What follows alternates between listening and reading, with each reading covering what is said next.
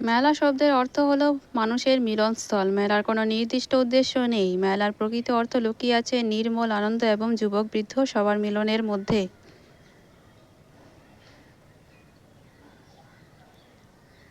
মানুষের জীবনে মেলার গুরুত্ব অপরিসীম। প্রাচীনকাল থেকে মানুষ নানা ধরনের মেলার আয়োজন করে আসছে।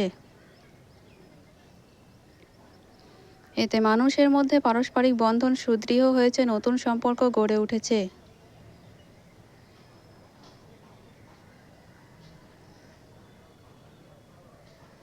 সময় বদলে গেলেও মেলার এই প্রাথমিক চরিত্রের খুব একটা পরিবর্তন হয়নি। প্রথমে এই পৌষ মেলা শুধুমাত্র একদিনের জন্য অনুষ্ঠিত হতো।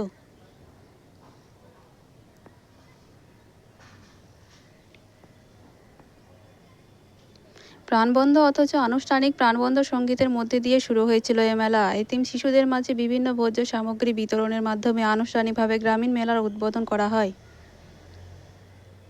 ভিড় ছাড়া যে কোনো মেলায় ম্লান প্রতিষ্ঠার পর থেকে শান্তিনিকেতনের আশেপাশে গ্রামবাসীরা দিনভর এই মেলা উদযাপন করত।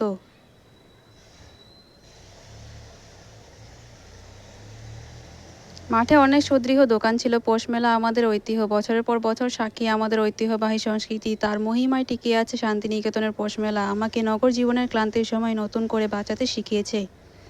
আমি এখানকার মানুষের কাছ থেকে প্রতিটি মুহূর্ত শিখেছি যে খারাপের পর ভালোর জন্য অপেক্ষা করা উচিত।